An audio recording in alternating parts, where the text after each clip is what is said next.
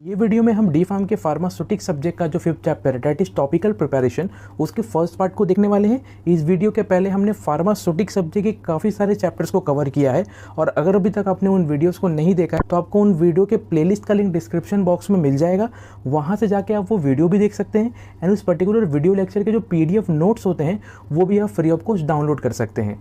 सो ये वाले वीडियो में हम ऑइंटमेंट को एकदम ज़्यादा डिटेल में देखने वाले हैं। तो सबसे पहले हम ये देख लेते हैं कि ऑइंटमेंट का मतलब होता क्या है। सो हम सब ने कभी ना कभी ऑइंटमेंट को अपने लाइफ में एक बार तो यूज़ किया ही हुआ है। जैसे कभी हमारे स्किन पर रैशेस वगैरह आ जाते हैं या फिर कभी हमारे स्किन में फंगल इन्फेक्शंस हो जाते हैं, खुजली होने लगती है, तो डॉक्टर्स हमें ज़्यादा करके ऑइंटमेंट प्रिस्क्राइब करते हैं जो कि हर एक मेडिकल स्टोर पे अवेलेबल होता है। तो हम इसका एक परफेक्ट डेफिनेशन देख लेते हैं जिसको हम अपने बोर्ड एग्जाम में लिख सकते हैं। So ointments are defined as the topical और semi solid preparation intended for external application to the skin that provide emollient effect, protective effect and therapeutic effect to our skin. Ointment may or may not contain medicaments. सो अगर हम ointment के definition की बात करें, सो ointment ये एक topical and semi solid preparation होता है, यानी कि ना तो ये लिक्विड होता है ना तो ये सॉलिड होता है। ये क्या होता है, एक सेमी सॉलिड प्रिपरेशन होता है जिसको हम ज़्यादा करके हम अपने ह्यूमन स्किन पे अप्लाई करते हैं। अब ये ह्यूमन स्किन पे अप्लाई करने के बाद ये हमें बहुत सारे एक्शंस दिखाता है, जैसे कि ये हमें इमोलिएंट एक्शन दिखाता है, प्रोटेक्टिव एक्शन दिखाता है एंड थेराप्यूटिक एक्शन दिखाता है। तो यहाँ पे जो आपको ये वर्ड दिख रहे हैं इमोलिएंट वर्ड, तो ये इमोलिएंट एक्शन का मतलब क्या होता है। इमोलिएंट एक्शन एक ऐसा एक्शन होता है जिसके जरिए हमारा जो स्किन है वो सॉफ्ट हो जाता है। प्रोटेक्टिव एक्शन यानी कि हमारे स्किन को प्रोटेक्शन प्रोवाइड करना, और थेराप्यूटिक एक्शन यानी कि हमारे स्किन के बीमारियों को ठीक करना। सो ये सब एक्शन क्या करता है, हमारे ऑइंटमेंट हमारे ह्यूमन स्किन को पहुंचाता है। सो यहाँ पे एक पॉइंट बहुत ही ज़्यादा इंपॉर्टेंट है जिसको ध्यान देना बहुत ही ज़्यादा ज़रूरी है। हमारे ऑइंटमेंट के अंदर मेडिकामेंट हो भी सकता है और मेडिकामेंट नहीं भी हो सकता, यानी कि हमारा ऑइंटमेंट बिना ड्रग का हो सकता है या फिर ड्रग के साथ भी हमारा ऑइंटमेंट हो सकता है। सो ये थोड़े डेफिनेशन ऑफ ऑइंटमेंट होप आपको अच्छे तरीके से समझ गए होंगे। नेक्स्ट हम एडवांटेजेस देख लेते हैं ऑइंटमेंट्स के। So ointments are easy to transport. So ointment को ट्रांसपोर्ट करना, यहाँ से वहाँ ले जाना काफ़ी आसान होता है। Ointments are more stable than liquid oral preparation. So अगर हम ऑइंटमेंट के स्टेबिलिटी की बात करें, सो ऑइंटमेंट ज़्यादा स्टेबल होता है as compare to liquid oral preparation. Ointments are suitable for unconscious patient. So ये जो ऑइंटमेंट होता है अनकॉन्शियस पेशेंट, यानी कि ऐसे पेशेंट जो बेहोश हो जाते हैं किसी न किसी बीमारी की वजह से या कुछ डिजीज़ की वजह से, तो वैसे टाइप के पेशेंट के अंदर हम ऑइंटमेंट को अच्छे तरीके से इस्तेमाल कर देते हैं। यानी कि अगर कोई पेशेंट बेहोश है, उसकी स्किन डैमेज हो चुकी है या उसकी स्किन पे कुछ फंगल इन्फेक्शन वगैरह हो गई है, तो वैसे टाइप के पेशेंट के अंदर हम क्या कर सकते हैं, ऑइंटमेंट को बिना किसी परेशानी के इस्तेमाल कर सकते हैं। Bio availability of drug is more in case of ointment. So अगर हम किसी भी ड्रग को ऑइंटमेंट के फॉर्म में अगर किसी पेशेंट को देते हैं तो उस ड्रग की जो बायो अवेलेबिलिटी होती है वो बहुत ज़्यादा हो जाती है। तो यहाँ पे जो आपको वर्ड दिख रहा है बायो अवेलेबिलिटी, अब इसका क्या मतलब होता है। सो कोई भी ड्रग हमारे ह्यूमन बॉडी के अंदर कितने अमाउंट में प्रेजेंट है अपना एक्शन दिखाने के लिए, उसी को हम बोलते हैं बायो अवेलेबिलिटी, यानी कि ड्रग की बायोलॉजिकली कितनी अवेलेबिलिटी है। They prolong the contact time between medicament and affected region. So ointment क्या करते हैं, ऑइंटमेंट के अंदर जो भी मेडिकामेंट यानी कि जो भी ड्रग्स प्रेजेंट होते हैं वो ड्रग्स हमारे स्किन के साथ काफ़ी लंबे समय तक कॉन्टैक्ट बना के रखता है।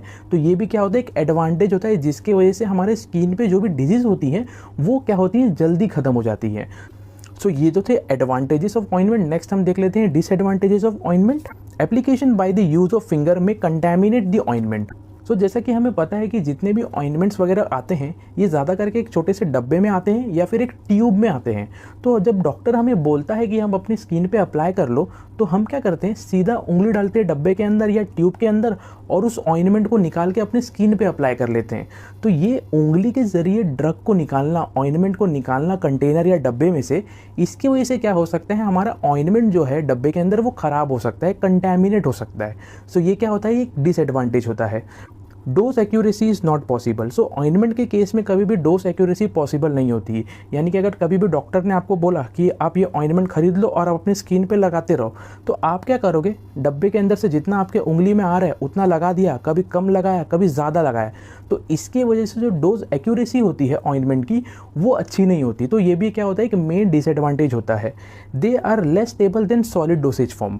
जो ये ऑइंटमेंट होता है ये सॉलिड डोसेज फॉर्म के कंपैरिजन में बहुत ही कम स्टेबल होता है। हालांकि इसको अगर हम लिक्विड डोसेज के साथ अगर कंपेयर करें तो इसकी स्टेबिलिटी ज़्यादा होती है, लेकिन सॉलिड डोसेज के कंपैरिजन में इसकी स्टेबिलिटी कम होती है। Compare to solid dosage form they are difficult to handle. So अगर हम कंपेयर करें सॉलिड डोसेज फॉर्म के साथ इसे, तो ऑइंटमेंट को हैंडल करना ज़रा डिफिकल्ट होता है। Ointments have staining properties. So ointment के पास एक स्टेनिंग प्रॉपर्टी होती है, यानी कि जब भी हम ऑइंटमेंट को लंबे समय तक अपने स्किन वगैरह पर लगा के रखते हैं तो उसके वजह से ऑइंटमेंट का क्या हो जाता है, एक निशान पड़ जाता है, जो कि एक डिसएडवांटेज होता है। सो ये तो थे advantages and disadvantages of ointment. Hope आपको अच्छे तरीके से समझ गए होंगे। सो नेक्स्ट हम आइडियल प्रॉपर्टीज ऑफ ऑइंटमेंट को देख लेते हैं, यानी कि ऑइंटमेंट के अंदर कौन कौन सी प्रॉपर्टीज होनी ही चाहिए।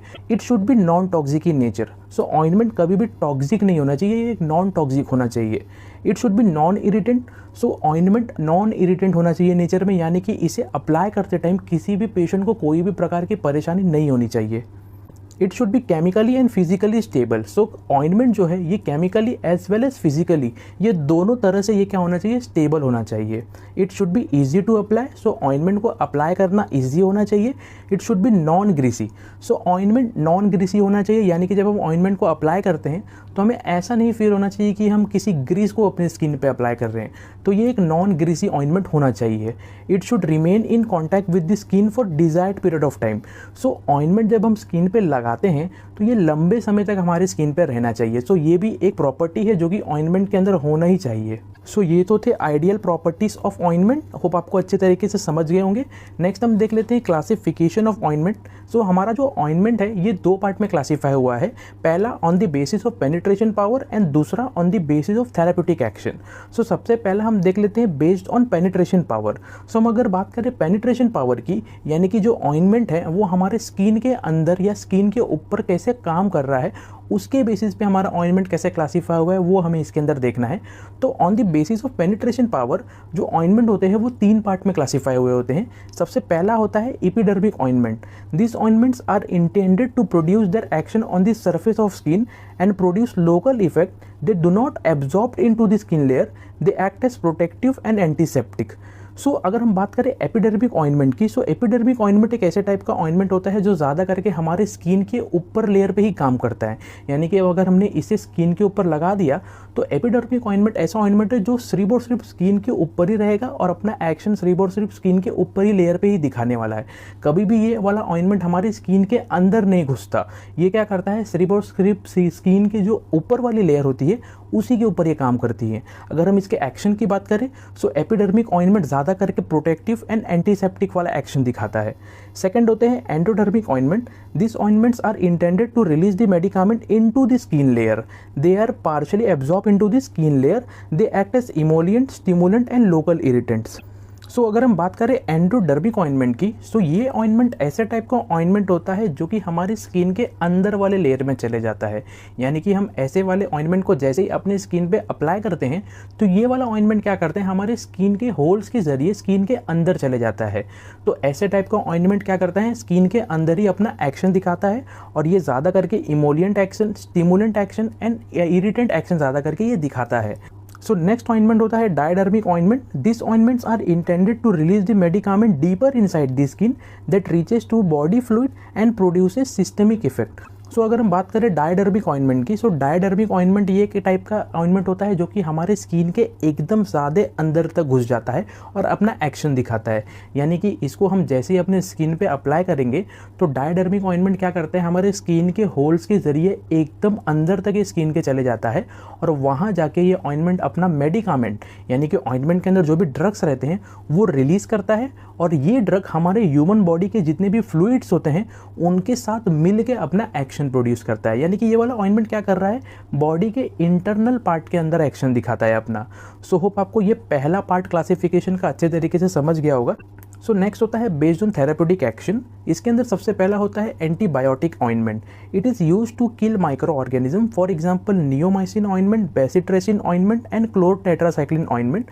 सो अगर हम बात करें एंटीबायोटिक ऑइंटमेंट की, सो ये एक ऐसे टाइप का ऑइंटमेंट होता है जो क्या करता है, माइक्रो ऑर्गेनिज्म को किल कर देता है, जैसे कि neomycin ointment, bacitracin ointment and chlortetracycline ointment, ये होते हैं एग्जाम्पल एंटीबायोटिक ऑइंटमेंट के।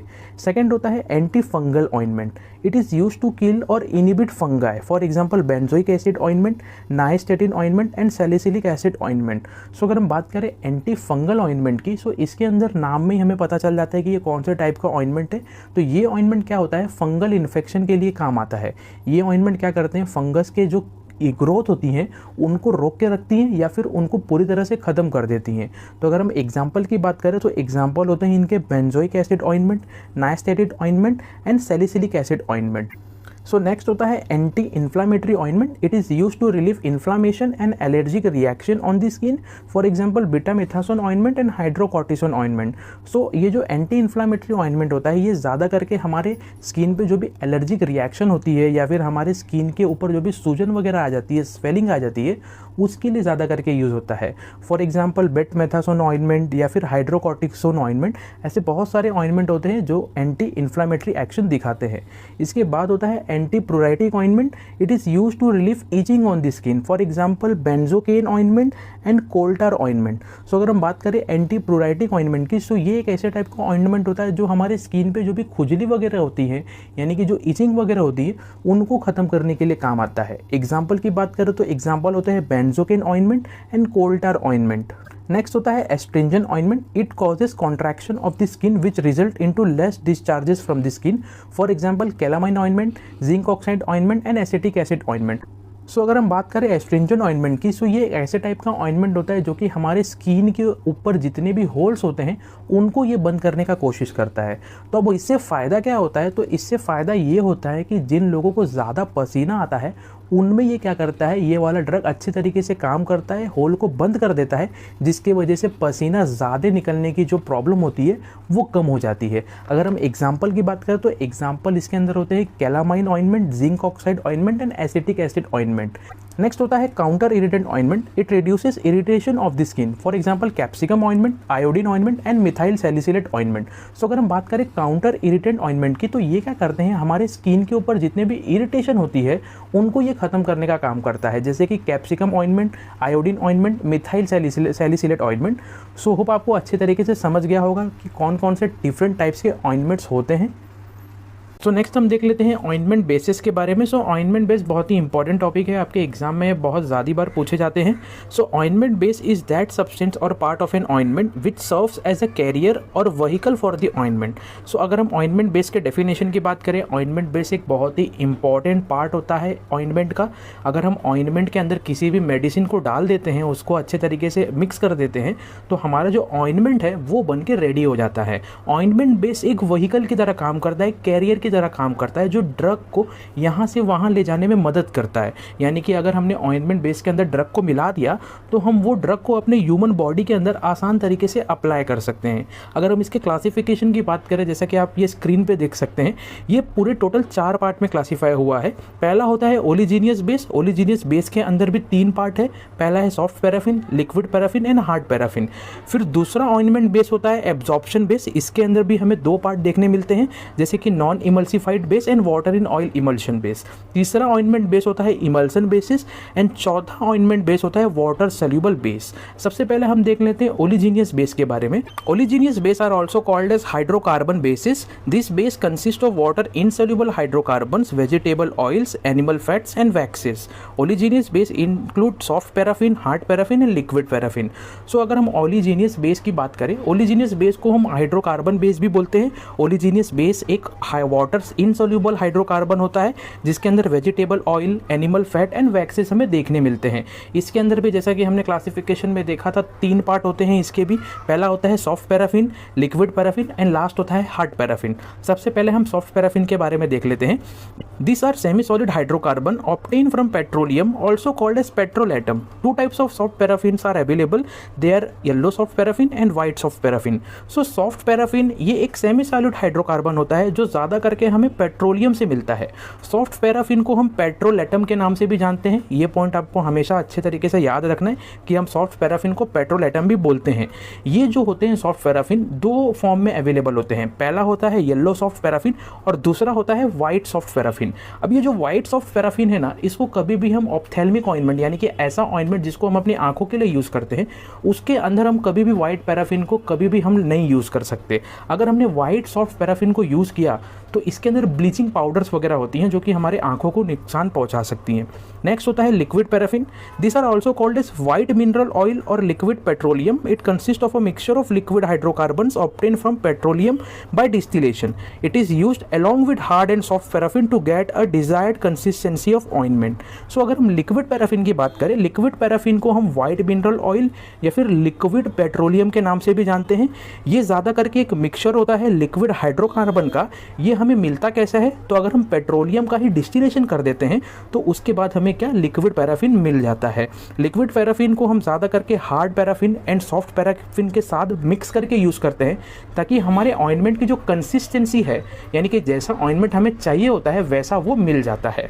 नेक्स्ट होता है hard paraffin. It is purified mixture of solid hydrocarbons obtain from petroleum. It is used to harden और soften the ointment bases. They are colourless, odourless and tasteless. So hard paraffin ये एक purified mixture होता है solid hydrocarbons का, जो हमें ज़्यादा करके पेट्रोल एटम से मिलता है। इसका यूज़ हम ज़्यादा करके ऑइंटमेंट बेस को हार्ड करने के लिए या सॉफ्ट करने के लिए यूज़ करते हैं। अब ये जो हार्ड पैराफिन होता है ये कलरलेस होता है, ओडरलेस होता है और टेस्टलेस होता है। नेक्स्ट हम देख लेते हैं एब्जॉर्प्शन बेस के बारे में। These bases are generally anhydrous substances which have the property of absorbing considerable quantities of water but still remain in ointment-like consistency. सो ये जो एब्जॉर्प्शन बेस होते हैं ये अनहाइड्रस सब्सटेंस होते हैं, यानी कि इसके अंदर हमें कोई भी वाटर मॉलिक्यूल नहीं देखने मिलता। लेकिन ये जो एब्जॉर्प्शन बेस हैं इनके पास एक प्रॉपर्टी होती है कि ये किसी भी वाटर मॉलिक्यूल को अच्छे तरीके से एब्जॉर्ब कर सकते हैं। यानी कि अगर हमने एब्जॉर्प्शन बेस को वाटर के अंदर डाल दिया तो ये क्या करेंगे, वाटर को काफ़ी अच्छे तरीके से एब्जॉर्ब कर लेते हैं। और एब्जॉर्ब करने के बाद भी जो इनकी कंसिस्टेंसी रहती है वो एकदम अच्छे तरीके से ऑइंटमेंट की ही तरह रहती है, यानी कि ज़्यादा फर्क नहीं हमें देखने मिलेगा। सो अगर हम एब्जॉर्प्शन बेस के क्लासिफिकेशन की बात करें, जैसा कि हमने अभी थोड़े टाइम पहले देखा था कि ये भी दो पार्ट में क्लासीफाई हुए हैं। पहला होता है non emulsified base, for example wool fat, wool alcohol, bees wax and cholesterol. दूसरा होता है water in oil emulsion, for example hydrous wool fat. तो सबसे पहले हम देख लेते हैं वूल फैट के बारे में। It is also called as anhydrous lanolin. It is purified fat-like substance obtained from wool of sheep. It can absorb 50% of its weight of water. It is important constituent of simple ointment and eye ointment. So wool fat को हम anhydrous lanolin भी बोलते हैं। ये एक purified fat like substance होता है जो कि हमें शीप यानी कि जो भेड़ होती हैं उनके वुल से ये हमें मिलता है। अब इसकी एक खासियत होती है कि ये कम से कम अपने वेट का 50% पानी अपने अंदर एब्जॉर्ब कर सकता है। यानी कि अगर हमने 10 ग्राम वुल फैट लिया और इसको हमने पानी के अंदर डाला तो ये क्या करेगा, तकरीबन 5 ग्राम तक पानी क्या करेगा अपने अंदर एब्जॉर्ब कर सकता है। ये बहुत ही इंपॉर्टेंट कॉन्स्टिट्यूएंट होता है, ये बहुत ही इंपॉर्टेंट इंग्रेडिएंट होता है किसी भी सिंपल ऑइंटमेंट के अंदर और आई ऑइंटमेंट के अंदर। सेकंड होता है hydrous wool fat. It is also known as lanolin. It is purified fat like substance obtain from wool of sheep. It is a mixture of 70% weight by weight wool fat and 30% weight by weight purified water. It is used alone as emollient, also used in other ointment. So hydrous wool fat की अगर हम बात करें, इसको हम lanolin के नाम से भी जानते हैं। ये एक प्यूरिफाइड फैट लाइक सब्सटेंस होता है जो कि हमें शीप के ही वुल से मिलता है। ये हाइड्रस वुल फैट ना दो चीज़ से बना हुआ होता है। पहला होता है 70% weight by weight wool fat and दूसरा होता है 30% weight by weight purified water. अगर हम इसे अकेले यूज़ करते हैं, यानी कि हमने सिर्फ और सिर्फ अगर हाइड्रस वुल फैट को ही अपने स्किन पे अप्लाई किया तो ये इमोलिएंट इफेक्ट देता है। लेकिन अगर हम इसको किसी ऑइंटमेंट के साथ यूज़ करते हैं तो ये एक ऑइंटमेंट बेस की तरह बहुत अच्छा काम करता है। नेक्स्ट होता है wool alcohol. It is obtain by alkali treatment of wool fat. It contain not less than 30% of alcohol. It is use to improve texture, stability and emollient property of oil in water emulsion. So अगर हम वुल alcohol की बात करें, सो वुल alcohol हमें एक process के द्वारा मिलता है, यानी कि जब हम वुल फैट का अल्कली ट्रीटमेंट कर देते हैं तो हमें वहाँ पे वुल अल्कोहल बनता हुआ दिखता है। वुल अल्कोहल के अंदर तकरीबन 30% अल्कोहल होते ही होते हैं। अब ये यूज़ कहाँ पे होते हैं, तो ये ऑइंटमेंट बेस की तरह तो यूज़ होते ही हैं, लेकिन ये जो ऑयल इन वाटर इमल्शन होते हैं उनके टेक्सचर को, स्टेबिलिटी को और इमोलियंट प्रॉपर्टी को इंक्रीज करने के लिए ये ज़्यादा करके यूज़ होता है। नेक्स्ट होता है bees wax. It is purified wax obtain from honey comb of bees, available as yellow and white bees wax. It is used as stiffing agent in ointment. So अगर हम बीज वैक्स की बात करें, सो bees wax एक purified wax होता है जो ज़्यादा करके हमें मधुमक्खी के छत्ते से मिलता है। ये दो टाइप्स के होते हैं, एक होता है येलो बीज वैक्स और दूसरा होता है वाइट बीज वैक्स। ये एक स्टिफिंग एजेंट की तरह काम करते हैं ऑइंटमेंट के अंदर, यानी कि अगर हमें ऑइंटमेंट को थोड़ा सा हार्ड करना हो, थोड़ा सा कड़क करना हो, तो हम क्या करते हैं, उसके अंदर बीज वैक्स को डाल देते हैं, जो कि एक स्टिफिंग एजेंट यानी कि एक हार्ड कर देता है ऑइंटमेंट को। नेक्स्ट ऑइंटमेंट बेस हमारा होता है emulsion base. It is semi solid और cream like consistency. Both oil in water and water in oil emulsion are used as ointment base. It is prepared by emulsifying wax, white soft paraffin and liquid paraffin. So अगर हम emulsion base की बात करें तो emulsion base एक semi solid material या फिर एक क्रीम लाइक कंसिस्टेंसी में अवेलेबल होता है। ये oil in water emulsion and water in oil emulsion, ये दोनों टाइप के ही इमल्शन को हम as a ointment base use कर सकते हैं। अब ये बनता किस किस से है, तो हम emulsifying wax, white soft paraffin and liquid paraffin को जब हम मिक्स कर देते हैं तो हमारा जो इमल्शन बेस है वो बन के रेडी हो जाता है। नेक्स्ट ऑइंटमेंट बेस होता है water soluble base. It is commonly known as greaseless ointment base. It contain water soluble ingredient like polyethylene glycol polymer, also known as carbowaxes. Depending upon molecular weight, carbowaxes are available in liquid, solid and semi-solid form. For example, tragacanth, gelatin, pectin, bentonite, etc. So अगर हम water soluble ointment basis की बात करें तो water soluble ointment को हम ज़्यादा करके ग्रीसलेस ऑइंटमेंट बेस बोलते हैं। इसके अंदर ना वाटर सोल्यूबल इंग्रेडिएंट जैसे कि पॉलीइथिलीन ग्लाइकोल पॉलीमर प्रेजेंट होते हैं, और ये जो पॉलीइथिलीन ग्लाइकोल पॉलीमर्स है ना, इनको हम कार्बोवैक्स भी बोलते हैं। और एक कार्बोवैक्स का जो मॉलिक्यूलर वेट होता है उसके ऊपर ना ये कार्बोवैक्स हमें सॉलिड में भी दिखता है, लिक्विड में भी दिखता है एंड सेमी सॉलिड के फॉर्म में भी ये दिखता है हमें। एग्जांपल की बात करें तो ट्रगाकंथ, जिलेटिन, पैक्टिन, बेंटोनाइट, ये सब होते हैं वाटर सोल्यूबल बेसिस के एग्जांपल। सो ये तो था हमारा ऑइंटमेंट बेस, जो कि बहुत ही इंपॉर्टेंट टॉपिक है ऑइंटमेंट चैप्टर के अंदर। नेक्स्ट हम देख लेते हैं फॉर्मुलेशन ऑफ ऑइंटमेंट, यानी कि कौन कौन से इंग्रेडिएंट को हम मिला के एक ऑइंटमेंट को बना सकते हैं। Along with ointment base and drug there are number of additives which are used in formulation of ointment. अब जैसे कि हमें पता है कि जो ऑइंटमेंट बेस होता है ये एक इंपॉर्टेंट पार्ट होता है ऑइंटमेंट का, और इसके अंदर जब हम ड्रग मिलाते हैं तो हमारा एक ऑइंटमेंट बनकर रेडी हो जाता है। सो ऑइंटमेंट बेस एंड ड्रग के अलावा भी बहुत सारे इंग्रेडिएंट होते हैं जो कि बहुत इंपॉर्टेंट पार्ट होते हैं एक ऑइंटमेंट के स्टेबिलिटी को इंक्रीज करने के लिए। तो इसमें से पहला इंग्रेडिएंट होता है preservatives. Methyl paraben and propyl paraben may be incorporated as preservatives to prevent the microbial growth in ointment during it storage for long period of time. So सबसे पहला इंग्रेडिएंट होता है प्रिजर्वेटिव। जैसे कि हमने हर एक लेक्चर में देखा है कि प्रिजर्वेटिव का मतलब क्या होता है। प्रिजर्वेटिव एक ऐसे केमिकल होता है जो कि किसी भी डोसेज फॉर्म में, चाहे वो क्रीम हो, ऑइंटमेंट हो, सिरप हो, इमल्शन हो, सस्पेंशन हो, सबके अंदर जो माइक्रोबियल ग्रोथ होता है उसको ये रोक के रखता है। सो एग्जाम्पल की बात करें so methyl paraben and propyl paraben ये ज़्यादा करके यूज होते हैं as a preservative. Next ingredient होता है humectant. Humectant are use to prevent the loss of moisture from ointment. For example glycerin, propylene glycol और sorbitol may be widely used. So अगर हम यूमेक्टेंट की बात करें तो यूमेक्टेंट एक ऐसा केमिकल होता है, एक ऐसा मटेरियल होता है जो किसी भी ऑइंटमेंट के अंदर की जो मॉइस्चर होती है, जो नमी होती है, उसको ये बचा के रखता है। यानी कि अगर ऑइंटमेंट के अंदर से मॉइस्चर हट जाएगा तो ऑइंटमेंट को हम स्किन पे अच्छे तरीके से अप्लाई नहीं कर सकते। सो इसीलिए ऑइंटमेंट के अंदर मॉइस्चर न उड़ पाए, न गायब हो पाए, इसके लिए हम यूमेक्टेंट का यूज़ करते हैं, जैसे कि ग्लिसरीन, प्रोपिलीन ग्लाइकोल और सॉर्बिटोल। नेक्स्ट होता है परफ्यूम्स। परफ्यूम्स में ऑल्सो भी incorporated to the ointment to give pleasant odour to it. Sometime perfume blend is also used. So next होता है परफ्यूम। परफ्यूम को हम ऑइंटमेंट के अंदर इसीलिए डाल के रखते हैं ताकि हमारे ऑइंटमेंट का जो ओडर है, जो सुगंध होता है, वो अच्छा हो जाए। तो हम बहुत सारे परफ्यूम का मिक्सचर बना के भी ऑइंटमेंट के अंदर डाल सकते हैं, या फिर एक सेपरेट स्पेसिफिक परफ्यूम भी ऑइंटमेंट के अंदर हम डाल सकते हैं। नेक्स्ट होता है antioxidants. Antioxidants are needed to incorporated within ointment to prevent the oxidative decomposition. So antioxidant का भी डालना ऑइंटमेंट के अंदर बहुत ही ज़रूरी होता है। ये एक इंपॉर्टेंट इंग्रेडिएंट होता है जो किसी भी ऑइंटमेंट को सड़ने से बचा सकता है। नेक्स्ट होता है chelating agents. They are use to prevent the catalytic oxidative degradation of trace element. So जो ये जो चिलेटिंग एजेंट होता है ये क्या करता है, जो भी ऑइंटमेंट के अंदर ट्रेस एलिमेंट होते हैं, यानी कि ऐसे एलिमेंट्स जो बहुत ही कम क्वांटिटी में प्रेजेंट होते हैं हमारे ऑइंटमेंट के अंदर, उनके सड़न को, उनके डिग्रेडेशन को ये क्या करता है, बचा के रखता है। सो ये तो फॉर्मुलेशन ऑफ ऑइंटमेंट हो, आपको अच्छे तरीके से समझ गया होगा। नेक्स्ट हम देख लेते हैं storage of ointment. Ointments are dispersed in wide mouth bottle of glass और plastics and they are stored at 20 to 25 degree centigrade. They should be stored in tightly close container. Ointment should be stored in such a way that it must be protected from light, heat, temperature and out of reach of children and animals. Nowadays, ointment are generally packed in plastic or metallic collapsible tubes. सो अगर हम ointment के storage की बात करें, सो ointment को हम ज़्यादा करके एक वाइड माउथ बॉटल जो कि प्लास्टिक या फिर ग्लास का बना हुआ होता है उसके अंदर इसे स्टोर करके रखते हैं। इसे हम तकरीबन 25 डिग्री सेंटीग्रेड पर इसे हम स्टोर करके रखते हैं और इसे हमें ऐसा स्टोर करके रखना है ताकि ये हाई टेम्परेचर के कॉन्टेक्ट में ना आए या फिर बहुत ही ज़्यादा लाइट के कॉन्टेक्ट में ना आए। किसी बच्चे या फिर किसी एनिमल के आसपास में भी हमें ऑइंटमेंट को नहीं रखना चाहिए।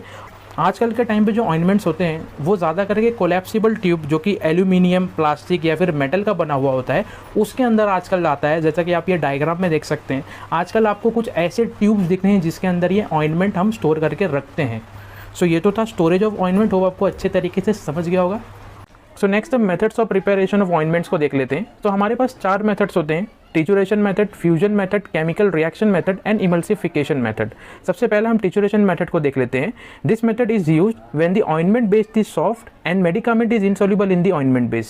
For uniform mixing of drug in the ointment base, it is necessary to reduce the particle size of the drug. So titration method ये एक ऐसा मेथड होता है जिसको हम तब यूज़ करते हैं जब हमारा ointment base सॉफ्ट होता है एंड ड्रग ointment base के अंदर insoluble होता है। देखिए, जब ड्रग ointment base के अंदर insoluble होता है ना, तो हम क्या करते हैं, जो ड्रग होता है उसके पार्टिकल साइज को एकदम कम कर देते हैं। पार्टिकल साइज को कम करने की वजह से वो ड्रग जो कि पहले insoluble था वो अभी भी insoluble ही रहता है, लेकिन ointment बेस के साथ अच्छे तरीके से वो मिक्स हो जाता है। और ये जो टिचुरेशन मेथड होता है ये हम एक स्पेशल इंस्ट्रूमेंट के जरिए करते हैं, जैसा कि आप ये डायग्राम में देख सकते हैं। इसको हम बोलते हैं ointment slab and ointment spatula. ये दोनों की मदद से ही हम क्या करते हैं, टिचुरेशन मेथड के जरिए ऑइंटमेंट को बनाते हैं। नेक्स्ट हम इसका प्रोसीजर देख लेते हैं।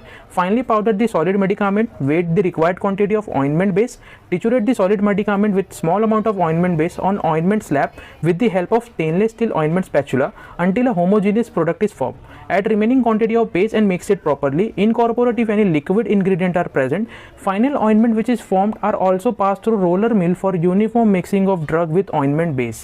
So अगर हम बात करें इसके प्रोसीजर की, तो इसके अंदर सबसे पहला स्टेप होता है कि हमारे पास जो भी ड्रग है जो कि इनसॉल्युबल होता है ऑइंटमेंट बेस के अंदर, उसको हम एकदम अच्छे तरीके से पार्टिकल साइज उसका रिड्यूस कर देते हैं, यानी कि उसको हम एकदम अच्छे तरीके से पीस लेते हैं और उसको एक पाउडर फॉर्म में कन्वर्ट कर देते हैं। नेक्स्ट स्टेप में हम क्या करते हैं, जितना ऑइंटमेंट बेस का हमें ज़रूरत होता है उतना ऑइंटमेंट बेस हम क्या करते हैं, उसका वजन करते हैं और अपने फॉर्मुलेशन के लिए उसे रख लेते हैं अपने पास। फिर हमें नेक्स्ट स्टेप में क्या करना होता है, हम ऑइंटमेंट स्लैब लेते हैं जो कि आपको यहाँ पे डायग्राम में दिख रहा है। ये ऑइंटमेंट स्लैब के एक साइड में हम ड्रग को रखते हैं और दूसरे साइड में हम क्या करते हैं, ऑइंटमेंट बेस को रखते हैं और दोनों को थोड़ा थोड़ा करके अच्छे तरीके से होमोजीनियसली मिक्स करते रहते हैं। अब हमें तब तक मिक्स करना है जब तक ये पूरी तरह से मिक्स ना हो जाए।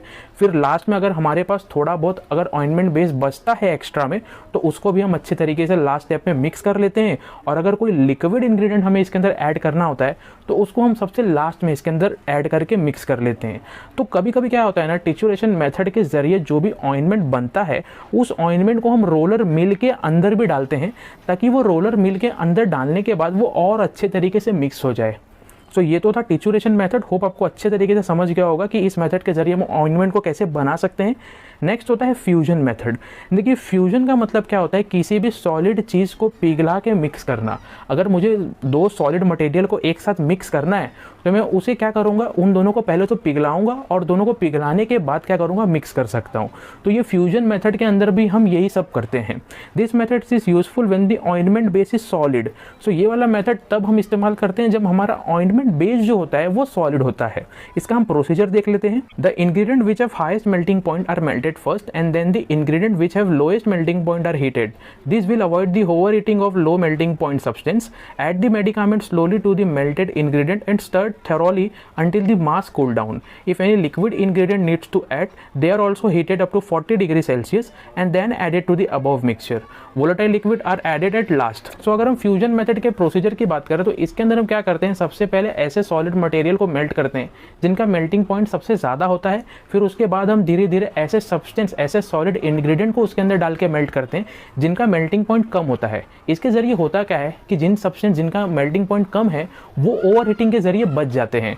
तो हमारा जैसे ये मेल्ट होना चालू होता है उसके नेक्स्ट स्टेप में हम क्या करते हैं, जो भी मेडिकामेंट हमें इसके अंदर डालना होता है उसको हम धीरे धीरे डाल के क्या करते हैं, अच्छे तरीके से मिक्स करते हैं, स्टर करते हैं, ताकि वो मेडिकामेंट ऑइंटमेंट बेस के अंदर अच्छे तरीके से मिक्स भी हो जाए और वो जो हमारा ऑइंटमेंट बेस जो मेल्ट होकर गर्म हो चुका है वो धीरे धीरे ठंडा होना चालू हो। अगर ऐसे वाले मेथड के अंदर हमें कोई लिक्विड इंग्रेडिएंट को डालना है तो उस लिक्विड इंग्रेडिएंट को भी हमें कम से कम 40 डिग्री पर हीट करके ही हम इसके अंदर डालते हैं। अगर हमने ऐसा नहीं किया और लिक्विड को बिना हीट के ही डाल दिया तो हमारा जो ऑइंटमेंट बनेगा उसकी स्टेबिलिटी अच्छी नहीं होगी। और जो वोलेटाइल लिक्विड होते हैं, वोलेटाइल लिक्विड को हम एकदम लास्ट में डालते हैं विदाउट हीटिंग। सो ये तो था फ्यूजन मेथड, होप आपको अच्छे तरीके से समझ गया होगा। नेक्स्ट हम देख लेते हैं केमिकल रिएक्शन मेथड को। This method is based on the chemical reaction between the drugs and ingredient of the ointment base that result into formulation of stable ointment. So अगर हम बात करें केमिकल रिएक्शन मेथड की तो इसके अंदर नाम से हमें पता चल जाता है कि ये ऐसा मेथड है जिसके अंदर हमें केमिकल रिएक्शन के जरिए ऑइंटमेंट बनता हुआ दिखेगा। तो इस मेथड के अंदर जो भी ड्रग्स होते हैं और जो ऑइंटमेंट बेस का हम इस्तेमाल करते हैं वो दोनों के बीच में केमिकल रिएक्शन होता है और हमें वहाँ पे स्टेबल ऑइंटमेंट बनता हुआ दिखता है। और एग्जाम्पल की बात करें हम तो हमारा जो नॉन स्टेनिंग आयोडीन ऑइंटमेंट होता है ये एक ऐसा ऑइंटमेंट होता है जो कि हमें केमिकल रिएक्शन मेथड के जरिए बनते हुए दिखता है। तो हम इसका प्रोसीजर देख लेते हैं कि हम आयोडीन वाले ऑइंटमेंट को किस तरीके से बना सकते हैं। सो आयोडीन ऑइंटमेंट बनाने के लिए हमें पहला तो आयोडीन चाहिए होता है, अरैचिस ऑयल चाहिए होता है और येलो सॉफ्ट पैराफिन चाहिए होता है। Iodine is powdered in mortar and pestle. Arachis oil is added. Mixture is heated to 50 degrees Celsius. During heating, stir occasionally till green black color appear. Yellow soft paraffin added at 40 degrees Celsius. Mixed and cool it. So अगर हम non staining iodine ointment के methods of preparation की बात करें तो इसके अंदर हम सबसे पहले आयोडीन को पाउडर फॉर्म में कन्वर्ट कर देते हैं with the help of motor and पेसल। और इसी आयोडीन वाले पाउडर के अंदर हम अरैचिस ऑयल को डालते हैं, दोनों को मिक्स करते हैं और इसे हीट कर देते हैं इस मिक्सचर को 50 डिग्री सेल्सियस पर। मिक्स करने के दौरान हमें इसे अच्छे तरीके से स्टर भी करना है और हमें तब तक स्टर करना है जब तक हमें इस मिक्सचर के अंदर ग्रीनिश ब्लैक कलर ना दिख जाए। जैसे ही ग्रीनिश ब्लैक कलर दिख जाएगा तो हमें क्या करना है, इसी मिक्सचर के अंदर येलो सॉफ्ट पैराफिन को डालना है, अच्छे तरीके से मिक्स करना है और कूल कर देना है। तो हमारा जो आयोडीन ऑइंटमेंट होगा वो यहाँ पे बन के रेडी हो जाएगा। नेक्स्ट हम देख लेते हैं इमल्सिफिकेशन मेथड के बारे में। In this method fat, oil and waxes are melted together on water bath at 70 degree Celsius. The aqueous solution which are heat stable compound are also heated at 70 degree Celsius. The aqueous solution after heating are added to the melted base with continuous stirring until product cool down. Semi solid ointment is formed after cooling. So अगर हम emulsification method की बात करें तो इसके अंदर हम करते क्या हैं, जितने भी फैट, ऑयल एंड वैक्सेस होते हैं हमारे फॉर्मुलेशन में उन तीनों को हम क्या करते हैं वाटर बाथ के ऊपर रख के 70 डिग्री सेल्सियस पर उसे हीट करके मेल्ट कर लेते हैं। और जैसे जैसे ये मेल्ट होते रहेगा वैसे ही साइमल्टेनियसली हमें एक्वस सोल्यूशन जो कि हीट स्टेबल है उसको भी 70 डिग्री सेल्सियस तक बॉईल करना है। और जैसे ही वो बॉईल हो जाएगा हमें इस ऑइंटमेंट बेस जो कि अभी मेल्ट किया है हमने वाटर बाथ के ऊपर, इसके अंदर हमें मिक्स कर देना है और अच्छे तरीके से हिलाते रहना है। हमें तब तक हिलाना है जब तक ये पूरी तरह से ठंडा ना हो जाए। जैसे ये कूल हो जाएगा, ठंडा हो जाएगा, वैसे ही हमारा जो ऑइंटमेंट है वो फॉर्म हो जाएगा। सो ये तो थे हमारे methods of preparation of ointment. Hope आपको अच्छे तरीके से समझ गया होगा। नेक्स्ट हम देख लेते हैं quality control test for ointment, यानी कि ऑइंटमेंट की क्वालिटी को हम किस तरीके से चेक कर सकते हैं। तो सबसे पहला टेस्ट होता है इसके अंदर sterility test. Sterility test is applicable to ophthalmic ointment and it is performed according to the test given in Indian pharmacopoeia such as membrane filtration method और डायरेक्ट इनोकुलेशन मेथड। सो अगर हम sterility test की बात करें तो ये वाला test ज़्यादा करके हम ऑप्थेल्मिक ऑइंटमेंट यानी कि ऐसा ऑइंटमेंट जिनको हमारी आंखों के लिए यूज़ करते हैं हम, तो वैसे ऑइंटमेंट के ऊपर ज़्यादा करके हम चेक करते हैं। स्टेरिलिटी टेस्ट को हम ऐसे मेथड से परफॉर्म करते हैं जो मेथड हमारे इंडियन फार्माकोपिया में दिया है, जैसे कि मेम्ब्रेन फिल्ट्रेशन मेथड या फिर डायरेक्ट इनोकुलेशन मेथड। इन दोनों मेथड से हम क्या करते हैं, स्टेरिलिटी टेस्ट को हम परफॉर्म करते हैं किसी भी ऑप्थेल्मिक ऑइंटमेंट के ऊपर। सो नेक्स्ट टेस्ट होता है drug content. This test is also performed in accordance to the method given in Indian pharmacopoeia. The drug content which is determined must be approximately same with the drug content mention on the label. So अगर हम बात करें drug content test की, सो ये वाला test भी हम उसी मेथड से परफॉर्म करते हैं जो मेथड एकदम स्पेसिफिकली दिया हुआ होता है हमारे इंडियन फार्माकोपिया में। ड्रग कंटेंट टेस्ट को परफॉर्म करने के बाद हमें जो वैल्यू मिलती है उस वैल्यू को हमें कंपेयर करना होता है जो वैल्यू हमारे ऑइंटमेंट के लेबल पर मेंशन होता है, और ये दोनों के दोनों वैल्यू यानी कि जो वैल्यू हमें ड्रग कंटेंट टेस्ट करने के बाद मिला है और जो वैल्यू लेबल पर पहले से ही प्रेजेंट है, ये दोनों के दोनों वैल्यू अप्रॉक्सीमेटली सेम होनी चाहिए। अगर सेम नहीं होता है तो हमारा जो क्वालिटी कंट्रोल टेस्ट है वो जो ऑइंटमेंट होता है वो फेल कर लेता है। नेक्स्ट टेस्ट होता है rate of release of medicament from ointment base. Agar cup plate method and diffusion method is used to check the rate of release of drug from the ointment base. Agar cup plate method is specifically used for antibacterial ointment, whereas diffusion method is used for all type of ointment. So agar cup plate method and diffusion method, ये दोनों method ऐसे methods होते हैं जिनके ज़रिए हम rate of release of medicament को check कर सकते हैं। ये जो अगार कप प्लेट मेथड होता है ये ज़्यादा करके हम एंटीबैक्टीरियल ऑइंटमेंट के लिए चेक करते हैं, और जो डिफ्यूजन मेथड होता है ये कॉमनली हर एक टाइप के ऑइंटमेंट के लिए यूज़ होता है। सो नेक्स्ट टेस्ट होता है rate of penetration of ointment. A weight quantity of ointment is applied over specific area of the skin for definite period of time. After some time remove all the ointment which is remain on the skin, weigh the remaining amount of ointment. The difference between initial weight and final weight will give us the amount of ointment which is penetrated. So अगर हम बात करें rate of penetration की, ये वाले test में हम ये चेक करते हैं कि जो हमारा ऑइंटमेंट होता है वो कितने क्वांटिटी में हमारे स्किन के अंदर जा रहा है। तो ये वाले टेस्ट में हम क्या करते हैं, ऑइंटमेंट लेते हैं, एक स्पेसिफिक अमाउंट ऑफ ऑइंटमेंट लेते हैं, उसे वे करते हैं और उसको अपने स्पेसिफिक एरिया ऑफ स्किन पर अप्लाई करते हैं। स्किन पर अप्लाई करने के बाद थोड़ी देर के लिए उसे हम छोड़ देते हैं।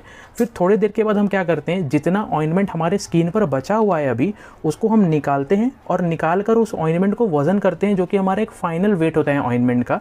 फिर हमें क्या करना होता है, जो इनिशियल वेट जो कि हमने स्टार्टिंग में वजन किया था ऑइंटमेंट को स्किन पर लगाने से पहले और जो हमें फाइनल वेट अभी मिला है, ये दोनों के बीच के डिफरेंस को निकालते हैं, अंतर को निकालते हैं, और अंतर को निकालने के बाद हमें ये पता चलता है कि कितने अमाउंट ऑफ ऑइंटमेंट जो है हमारे स्किन के अंदर चले गया है, पेनिट्रेट हो गया है। सो नेक्स्ट टेस्ट होता है इरिटेंट टेस्ट, जिसको हम नॉन इरिटेंसी टेस्ट भी बोलते हैं। It is perform by patch test. Daily an ointment is applied on specific area of skin on 24 human volunteers for a particular duration of time. The type of action shown by the 24 human volunteers are observed. Good ointment show no irritation, no reaction and no swelling. So अगर हम बात करें irritant test की, इसके अंदर हम क्या करते हैं, पैच टेस्ट करते हैं, यानी कि हम 24 वॉलंटियर्स लेते हैं, ह्यूमन वॉलंटियर्स, उनकी स्किन के ऊपर हम रोज़ कम से कम 10-15 दिन तक क्या करते हैं, ऑइंटमेंट को स्पेसिफिक एरिया ऑफ स्किन के ऊपर अप्लाई करते हैं और ये चेक करते हैं कहीं उन 24 के 24 वॉलंटियर्स के ऊपर कुछ रिएक्शन तो नहीं हो रहा है। अगर हमारा ऑइंटमेंट अच्छा होता है तो वो ऑइंटमेंट कोई भी इरिटेंट रिएक्शन, कोई एक अलग सा एलर्जिक रिएक्शन या स्वेलिंग वगैरह नहीं देता है। अगर हमारे ऑइंटमेंट में ऐसा कुछ रिएक्शन दे दिया तो हमारा जो ऑइंटमेंट है इरिटेंट टेस्ट को फेल कर लेता है। नेक्स्ट टेस्ट होता है consistency of the preparation. The consistency of the ointment can be studied by sliding a glass plate over the ointment which is spread on the other fixed glass plate as shown in the diagram. Weights are put on the pan so that the glass can slide over the fixed glass. If more weight is required to slide the glass, then the consistency of ointment is high and vice versa. So consistency of the preparation ये एक ऐसा test होता है जिसके अंदर हम एक specific type का इंस्ट्रूमेंट यूज़ करते हैं, जैसा कि आप ये डायग्राम में देख सकते हैं। इस डायग्राम में आपको दिख रहा होगा कि यहाँ पे दो टाइप के ग्लास प्रेजेंट है। एक जो ऊपर वाला ग्लास है वो मूवेबल ग्लास बोलते हैं, जिसे हम वो मूव हो सकता है, और जो नीचे वाला ग्लास है इसको हम बोलते हैं फिक्स्ड ग्लास, जो कि फिक्स हुआ रहता है, ये हिलता नहीं है। अब हम ये वाले टेस्ट के अंदर करते क्या है, ऑइंटमेंट को लेते हैं, फिक्स्ड ग्लास के ऊपर अप्लाई कर देते हैं अच्छे तरीके से और उसके ऊपर मूवेबल ग्लास को रख देते हैं। तो हमारे पास यहाँ पर क्या है, दो ग्लास है, दो ग्लास के बीच में ऑइंटमेंट रखा हुआ है और इस मूवेबल ग्लास को हम हिलाने का कोशिश करते हैं नीचे वेट रख के। जितना ज़्यादा हमें वेट लगेगा इस ग्लास को हिलाने के लिए उतना ज़्यादा हमारा ऑइंटमेंट कंसिस्टेंसी रहता है, यानी कि जितना ज़्यादा वेट लगा उतना ज़्यादा हमारा ऑइंटमेंट कंसिस्टेंट है। सो ये तो था quality control test for ointment. Hope आपको अच्छे तरीके से समझ गया होगा। यहाँ पे हमारा ऑइंटमेंट वाला जो चैप्टर है वो एकदम अच्छे तरीके से ख़त्म हो गया है। Thanks for watching this video guys. अगर आपको इस वीडियो से रिलेटेड कोई भी क्वेश्चन होता है, इस टॉपिक से रिलेटेड किसी भी टाइप का क्वेश्चन होता है, तो आप हमें कमेंट बॉक्स में पूछ सकते हैं या फिर आप मुझे अपना डाउट ईमेल भी कर सकते हैं। इंस्टाग्राम पे भी आप कनेक्ट हो सकते हैं। इंस्टाग्राम पे हमारा पेज है फार्मा यूनिट नाम से, और इस वीडियो के जो PDF नोट्स है वो भी आपको फ्री ऑफ कॉस्ट डाउनलोड करने मिल जाएंगे। लिंक आपको डिस्क्रिप्शन बॉक्स में मिल जाएगा, वहाँ से जाके आप वो पर्टिकुलर PDF जो है वो डाउनलोड कर सकते हैं। सो अब हम मिलते हैं नेक्स्ट वीडियो लेक्चर में।